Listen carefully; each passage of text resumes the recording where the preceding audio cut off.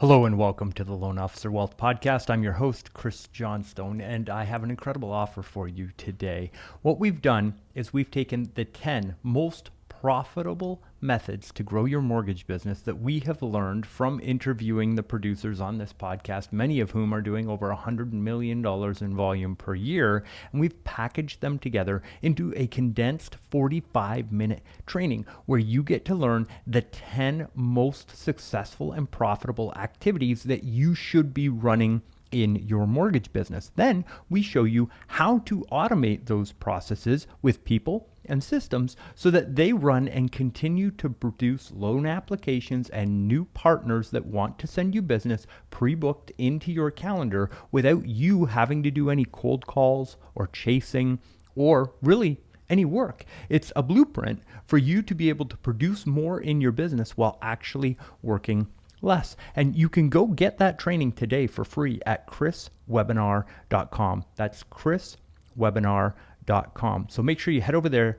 today, grab that training for free, and make sure that you watch it, because the sooner you get started on implementing these strategies, the sooner you can see results and continue to grow your mortgage business. Thank you again for being here with us for this episode, and enjoy another one on the Loan Officer Wealth Podcast. Hello, everybody, and welcome back to the Loan Officer Wealth Podcast. I am blessed to have Eric Morgenson here with us today. Eric, thank you so much for being on the call. Happy to be here. Awesome. So, so our listeners can get to know you a little bit better, can you explain how you got into the mortgage business and your journey up until this point at Angel Oak? Certainly. I think I funded my first loan in 1997. Oh, And wow. I learned to do second mortgages, cash out debt consolidation on those NITs. A lot of people know them as the 125 loan. And that's where I learned. And after working for a broker for a year, I went out and started a company called Nationwide Lending and got licensed in 48 states, was the official sixth lender on the Lending Tree network, and just drove a truck through debt consolidation, second mortgages for a good 3 or 4 years. I just literally obsessed with internet mortgage banking, retail, and had a really good run. That financial meltdown, boy, that hurt me. I was doing a lot of FHA cash out. You could go to 90%, then they brought it down to 80. Couldn't get an appraisal to come in to save anything. So I kind of bled out, and I closed my doors December of 2012 for Nationwide. But then I got back into niche lending, helped with the marketing efforts at New Day USA, VA, debt consolidation. And now I've been with Angel Oak going on 9 years. And boy, I hit the mother lode on niche programs, and that is non-agency. That the millions of people out there that never did a rate and term refinance during this unprecedented 7-year refinance boom. Why? Because they had impaired credit. They couldn't document income. All sorts of reasons why you can't do an agency loan. So they're shut out. Well, we cater to that borrower. And I'm telling you, over the last 7 years, it was really hard to get a lot of people's attention to do these non-agency loans because they were just tripping over rate and term refinances. It was just really so easy. What a great run. But it's over now. Now we could have a 2-second moment of silence to kind of pay homage to the refi boom. And moment of silence. Okay, now let's move on to the next chapter in mortgage lending, and that is a full-on purchase and cash out market. Boy, you can certainly still get rich on the niche out there. Absolutely. So let's dive right into that on the non-agency side of that. So are you seeing people working their databases to identify those people and call out to that specific type of person? Where do you see like a standard loan officer in today's marketplace being able to find that business? Well, I'm telling you, that's an interesting question as you pose that.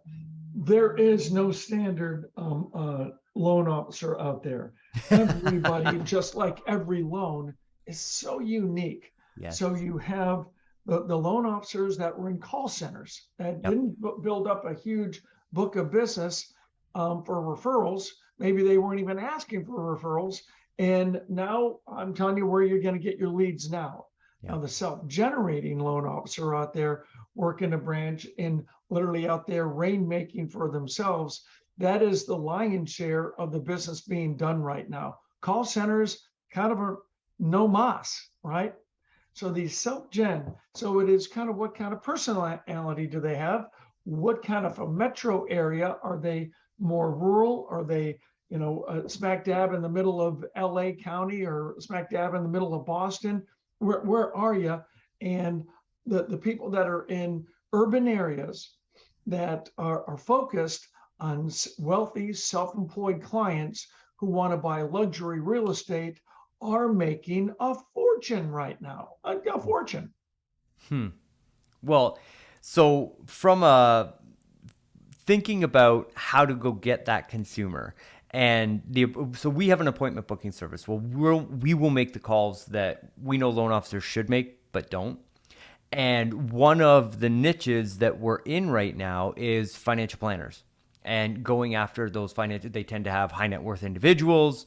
They tend to have large, baskets of equity that they can tap into right now. So are you seeing good success in going out to financial planners and creating education on this sort of thing and opening those up as sources of business? Short answer is yes. A financial planner, however, often has a conflict of interest. How is that? Well, a financial planner is paid based on the amount of money that you have invested with them. Right. But if you take a big chunk of that money you have invested with them and you turn it into residential real estate, maybe a big down payment, maybe a 50% loan to value, you just literally messed with their commission. Right. So CPAs, now there is the Mac Daddy. Can you imagine being self-employed and not having a CPA doing your own taxes? Yeah. Very rarely does that ever happen, unless you're a CPA, obviously. However, CPAs know where all of these wealthy self-employed individuals, they know where all their financial bodies are buried. Yep. So, boy, you talk about a very strong relationship between an entrepreneur and their CPA. Yep. There's a lot of conversations they have that are obviously just between those two, taking advantage of our 70,000 page tax code we have in this country. It's a very sophisticated document. Obviously, it's designed to perpetuate the federal government and, in California's position, the state government, but it's also designed for job creation and investment. You see, when you invest into yourself and start a company, that's a big investment. And boy, the government hopes that that company makes it, because that's a tax revenue out of nowhere because somebody took the risk. Then when you create a job, Chris, when you create employment, you're paying payroll tax on that employee. Say in the state of California, you're paying, that employee pays federal income tax, state income tax, Medicare, Social Security. It is a tax bonanza when a job is created. Therefore, self-employed individuals literally have a different tax code than W-2 employees, because no risk over here, tons of risk over here, and our government incentivizes you to take said risk. So now you have somebody that never before in the history of mortgage banking do you have the ATR regulation baked into the Frank Dodd Act, the ability to repay. Every borrower in America can sue their lender, in this case, Angel Oak. They have a 3-year statute of limitation to sue their lender for their inability to repay their primary or their second home mortgage. Is this not a great country or what? Well, with that said, there's not a lot of institutional lenders jumping into this non-QM space because we have to document the ability to repay.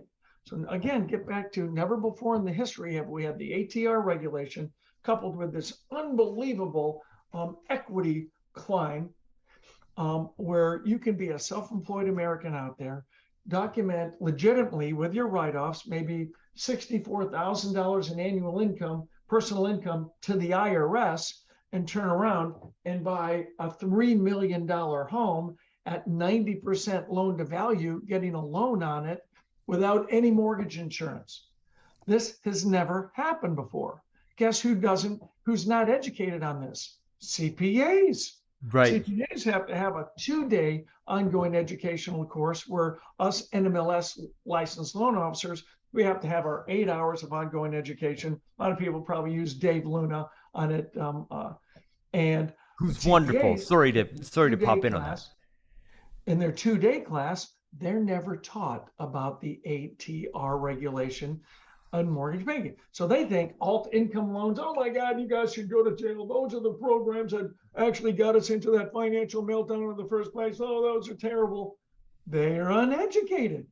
Yep. So the first loan officers out there that educate CPAs on these bank statement loans are the ones that actually gets those referrals. Now, listen, if I'd love to buy a house, but I'm told no by Chase, Wells Fargo, B of A, even Quicken Loans, they don't do bank statement loans. They Yep. can't.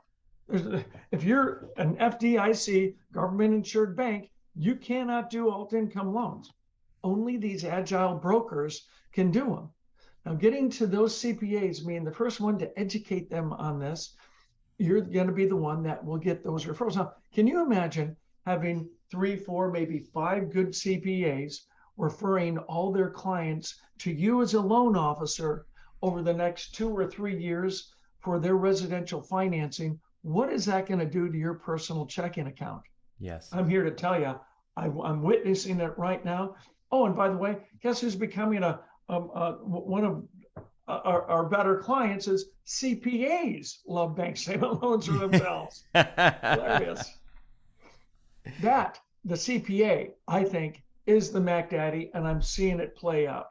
Again, nothing wrong with financial planners, but as I mentioned, there could be a conflict of interest there. Yep. A referral is a referral. I would take any referral you can get. But that's what I'm seeing out there. That's amazing. And always go for the low-hanging fruit first. Why not? Right? Only So, a certain amount of time in the day. yeah, that's right. So, in looking at those CPAs, and you also mentioned Chase, Wells Fargo, bank turndowns, that sort of thing. So, are you teaching within your organization how to reach out to those people? What strategies are you seeing that loan officers can use to open up those relationships and really start those dialogues? So another great question. So when I'm presenting about marketing these non-agency programs, notice I don't call it non-QM because they're non-agency. If it's a non-owner occupied, it's not a TRID loan. There is no ATR on investment properties. Thus, it's not in the category of a qualified or a non-qualified mortgage. It's just non-agency, right? So with that said, what I teach is when if you've ever worked at a money center bank, Wells, Chase, B of A, even a credit union, if you've ever worked at one as a loan officer and now you're a broker or you're no longer with that institution, hopefully you made friends while you worked there. And those friends, let those friends know that you specialize in loans that they turn down every day. As we're talking right now, there's somebody that's applying for a loan for a money center bank, and oh yeah, goodness, they're self-employed and they're not documenting enough income to be able to afford to finance the house that they want. It's happening right now. Now, Chase, Jamie Dimon, the smart guy, he allows their Chase loan officers, if they can't do the loan, Chase can't do it, he allows the loan officer there in a Chase branch to refer it out. Wells Fargo, we can't do the loan. We don't care. We're not going to allow you to refer it to somebody that can help that Wells Fargo. That to me is maddening. Yeah. Why not help somebody that you can't help? At least give them a referral.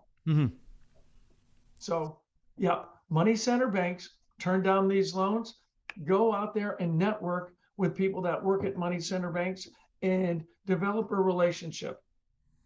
Yep, absolutely.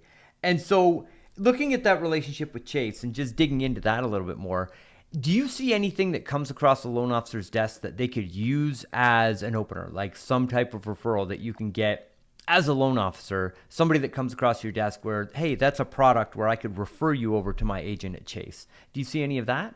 I do. And just keep it easy. What you don't want to do is spill all your candy in the lobby. So when Right. you're dealing with a money center bank loan officer, start with, hey, if you ever have a self-employed client that's not documenting enough income to buy the type of house that they want and not have to settle, to buy the type of house they want, I specialize in that. Hmm. I'd be more than happy to help you with those clients that you can't help, and Yes. start with that. Then, as you get referrals from them, then you can let them know about the No Doc investment program, or on Angel Oak programs. If it's a jumbo, we only go off of the primary wage earner's credit score, but we'll use the co-borrower's income, but we don't use the co-borrower's credit score.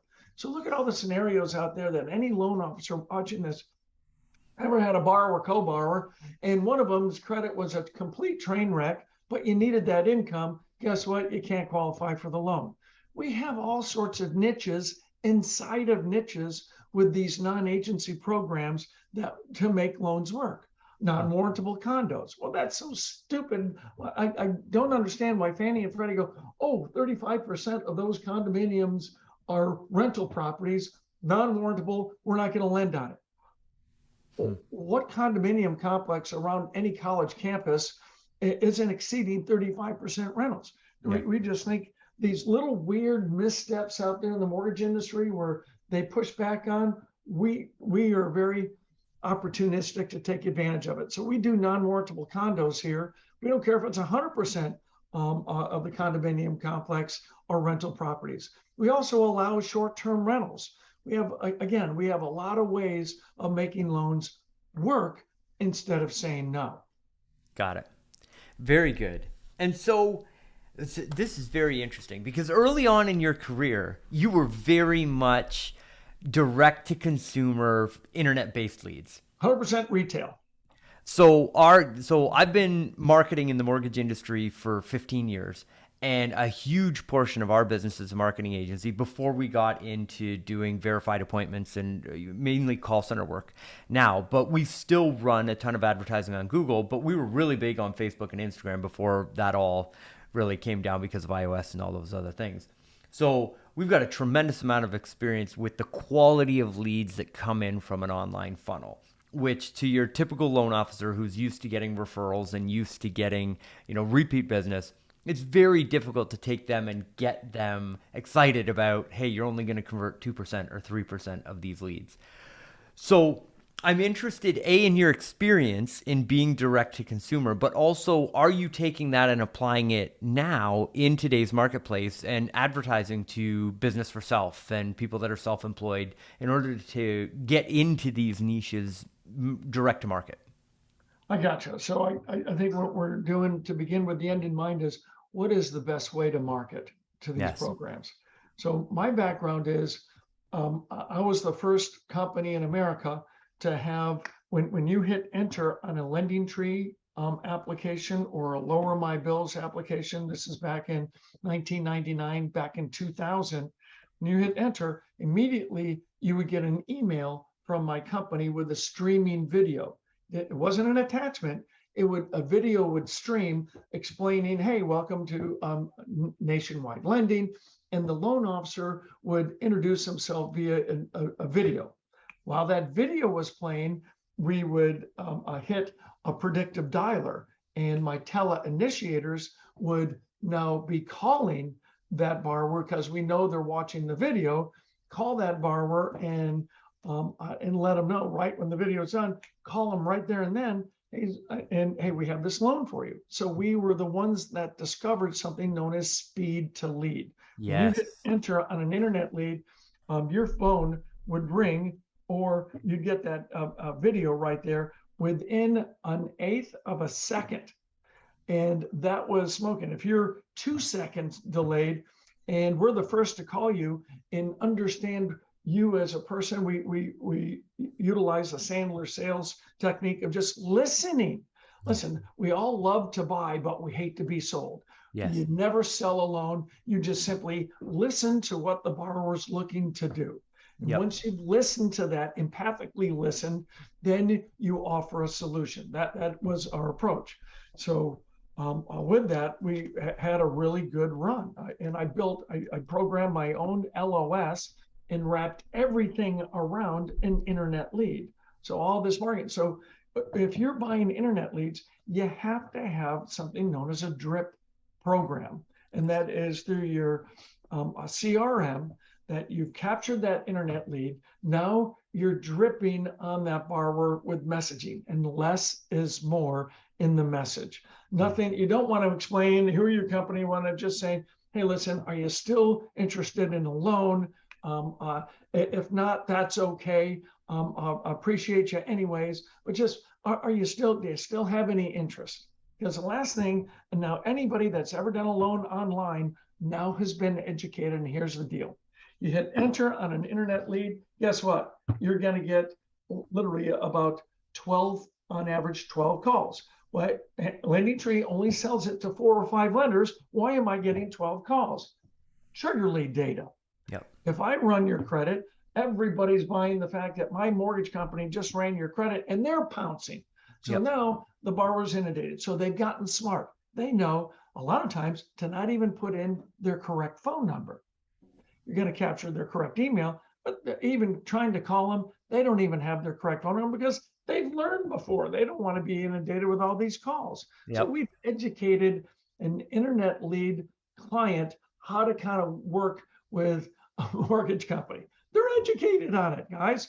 But literally, as you're doing a loan for people, also, they're going to go in and Google search and kind of sniff around on the competition, making sure they're getting a good deal. Well, guess what? The algorithms on now their Google searches are going to be hitting them with all of these ads. Now you can buy that data going, hey, somebody's been searching for a mortgage, and there you go. So it's gotten very, very competitive. How do you lock up and tie up into a nice little bow your borrower and keep them from being distracted from all your competition? Here's the one thing. Listen to them. Don't do all the talking. Yep. Don't be a salesperson. Even start with, I'm not sure my company is the company you should go for this loan. I don't know. But what I'd like to do is ask you some questions and find out if we would be a fit for you or not. Now, what salesperson in the world is ever going to talk to somebody saying, I might not be the best program or product for you? That takes the wall down from that borrower. Yes. And when you say, what I'd like to do is ask you some questions and let's find out. Fair enough? And if they say, yep, so they've just signed this imaginary contract saying it's okay for you to ask them questions. Yes. So just go in and ask them questions about what's happening in their life. Yes. When they feel that you've listened to them and understand what's going on in their life, because guys, God wired us all emotionally. Yeah. Can't help it. Everybody, even narcissistic people, are emotional. So once they felt that you understand them and that you're not trying to sell them something that maybe they don't want, boy, they're not going to take that call from the next 12 people that are calling them, emailing them, inundating them. Because why? They trust in you because you understand them. Yeah. That's it. It's really that simple. Wow. That's powerful stuff. That's amazing. So here's some fun tips. Guess what? Right now, I could walk down into my county recorder's office and I can get public data. I can get a list of everybody that just got out of a chapter 13 or just got out of a chapter 7. I've got a list. And I can contact them and I can do a loan one day out of a chapter 13 bankruptcy.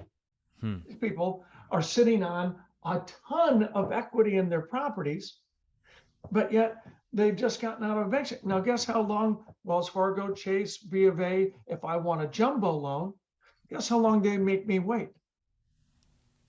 2 years. Nope. 7.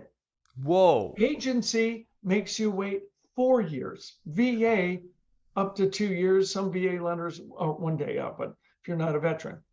We're doing loans 1 day out of bankruptcy to help that borrower access whatever equity they have, whatever's going on in their life. Maybe they weren't able to rate and term refi during the financial boom. Why? They had impaired credit. Yep. So right there is, geez, shooting fish in a barrel. Who's doing this? Nobody's doing it. Nobody. Amazing. Because they don't understand that that's all free public data, and they don't understand these non-agency programs from Angel Oak and how aggressive we are on these little missteps out there. We'll do a jumbo loan for somebody one day out of Chapter 13. Wow. And so for all of our listeners here, I want you to think about maybe where you were in your mindset before you started listening to this episode and where you are today. And think about just the truly unlimited potential that we have. Yes, rates are going to move, markets are going to change.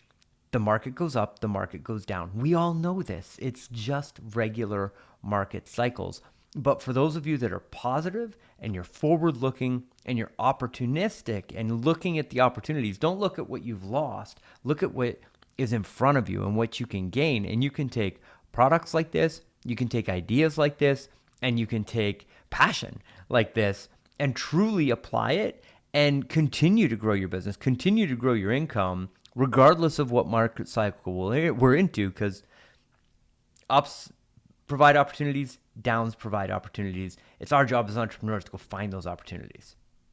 In market transitions, fortunes are made. There are people out there for you mortgage originators that are maybe a little scared going into, now what am I going to do? The rates are so high, no more rate and term refi. I'm here to tell you, there's people out there no smarter than you making a fortune right now.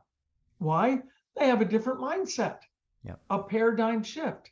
You guys just go where the business is. Stop looking at where the business was.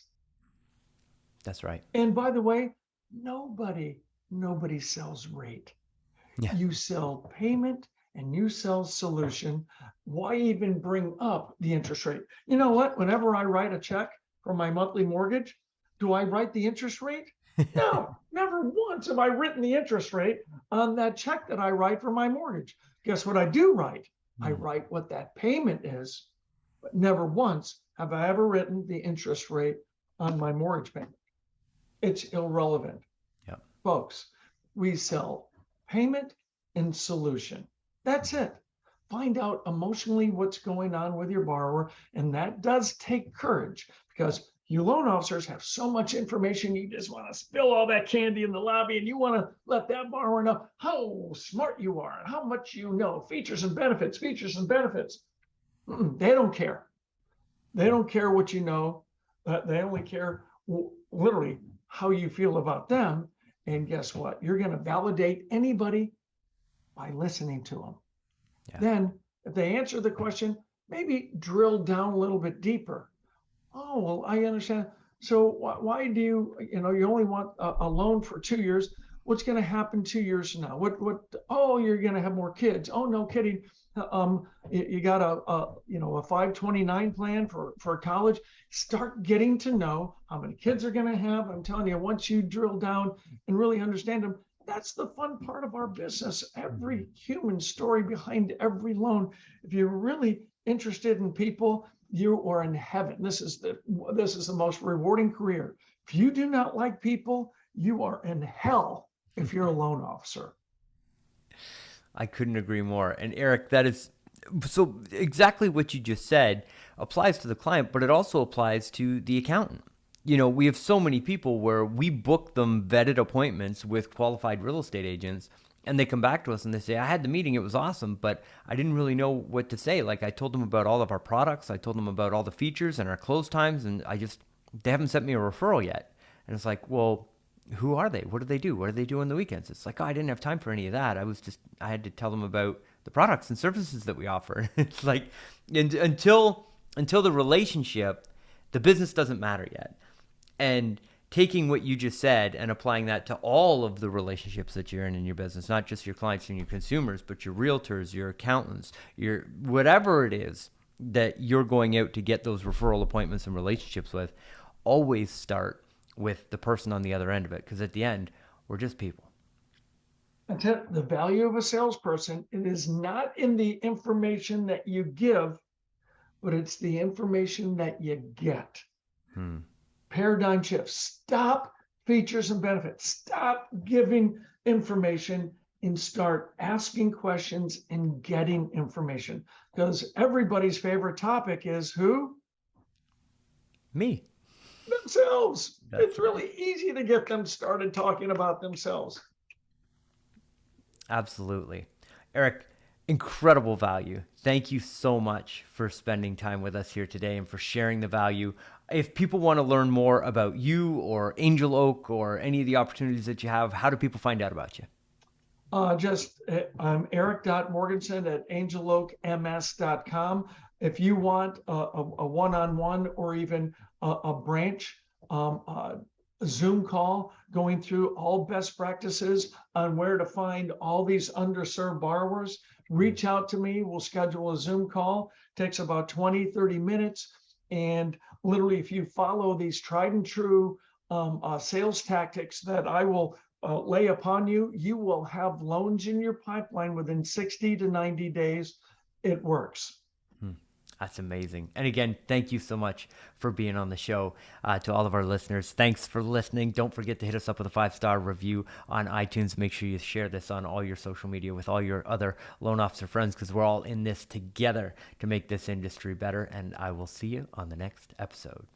Thanks for having me, Chris. Hey, it's Chris. Thank you so much for listening, and I hope that you enjoyed our guest today on the podcast. This is a reminder that we have just finished taking the greatest lessons from all of our guests and packaging them together into a brief online video presentation that's going to teach you the 10 most profitable ways to grow your mortgage business. And then we show you how to automate those processes in your business with people and systems so that you get the results without you having to do the work every day. This is quite literally a blueprint so that you walk into your mortgage business every day with pre-booked appointments with borrowers that want to meet with you and referral partners that want to send you business, so that you are spending your time inside your mortgage business on the highest dollar per hour activities, and you truly become the executive of your business, a true business owner, rather than just somebody who's going to a job every day and making a wage on the way through. This is an absolutely incredibly powerful training for you, and I cannot wait for you to experience it. So head on over to chriswebinar.com. That's chriswebinar.com to get that free training today. Now, if you could do me another favor, if you enjoyed this episode, please head on over to iTunes, search the Loan Officer Wealth Podcast, and give us a 5-star rating and review, really on any podcast platform that you're watching this on. That just 30 seconds of your time goes to help another loan officer in the industry discover this information and really help put their life and their business on track for more success. We are all in this together, and there is more than enough for all of us in the industry. So I would love if you left us that 5-star rating and review. Don't forget to stay tuned for our next episode, and I'll see you then.